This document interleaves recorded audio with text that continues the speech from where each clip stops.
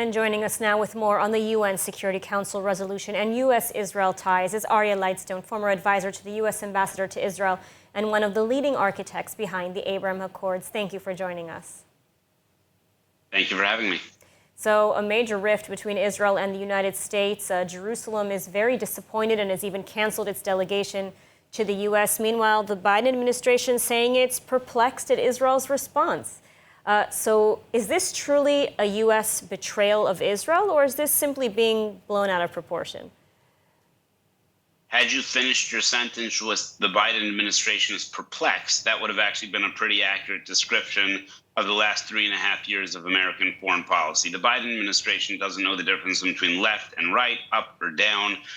It's been a woeful disappointment in terms of leadership. If you remember, President Obama shamefully failed to veto a UN resolution condemning Israel in December of 2016. He waited until December because he felt that there would be no political ramifications after the election. President Biden, fulfilling the third term of Obama, has shamefully abstained from a resolution that hurts Israel prior to elections because he believes that this will help him. I am pleased to tell you this might be the only time that I'll agree with Obama. The American people are not with Hamas. The American people are not with the United Nations. The American people stand strongly with Israel and will elect a leader who will stand strongly with leader because this one is clearly not capable of doing that. And do you think this is a rift that the U.S. and Israel will be able to overcome, or do you believe that relations are now entirely frayed moving forward? No, the relationships are most certainly not entirely frayed because the funny thing is, after you get past the political people trying to win a state in Michigan, the entire apparatus of the United States of American government wants to see Hamas eliminated. If you believe that there are countless civilians who are innocent in Gaza, the only way to protect them is to eliminate Hamas. If you believe that there are not countless innocent civilians in Gaza, the only way to protect Israel is to eliminate Hamas. Either way, everybody knows that Israel must eliminate Hamas unless you have an election relying on 100,000 people who are going to vote in favor of the person who supports Hamas. Once you get past the electoral part of this, everybody knows that this is fraudulent. And, turning to the resolution itself, sort of what practical or real-world ramifications will this have on Israel, if any? None. But it will enable the United States of America to go to the cocktail parties that it so desperately wants to be invited to. When you lead, sometimes that's hard. That's why it's called leadership. When you lead and nobody follows, it's just somebody out taking a walk. Right now, President Biden is just out taking a walk. There's nobody following, frankly, because he doesn't want to lead. To not lead on a UN resolution that especially has no teeth is just embarrassing as an American. And, just hours after the UN vote, Hamas rejected a hostages deal, saying that it will stick to its original demand of a permanent ceasefire. Do you think there's a direct connection to this UN vote, as, many critics are claiming?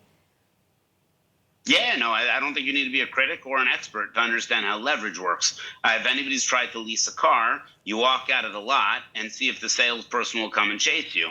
Well, on behalf of all of the terrorists, all of the hostages who are still being kept hostage by the terrorists, President Biden has folded completely and totally and has given up all U.S. leverage in order to make it that much harder for Israel. Israel will have to go on its own. It will have to go into Rafah. It will have to exert more pressure on Hamas because diplomatically, time and time again, the United States of America and the rest of the free world has decided not to exert the leverage that it could have to bring these people home. And, one other point that we've talked about before on this show, but Israel and Saudi Arabia were on the verge of a peace deal before October 7th. All the Abraham Accords partners are watching very closely now how the U.S. is treating its closest ally. What ramifications could this have on future peace deals and on U.S. influence and credibility in the Middle East and the region? I assume every leader from around the world is already calling President Xi in China. Because they've decided that you cannot rely upon the United States of America right now. Everybody, if they weren't watching the U.S. elections closely, they will be watching them far more closely because I think they need to decide and evaluate whether America is back or not. Nobody's allies with America to watch them abstain from a vote at the United Nations. Nobody's allies with America for them to be wishy-washy on the most morally clear conflict, certainly of my lifetime.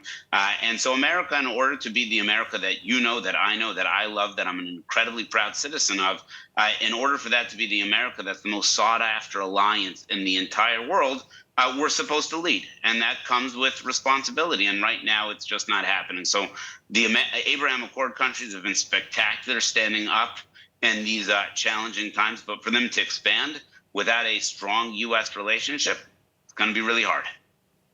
All right, Aryeh Lightstone, thank you so much for your analysis today. Thank you.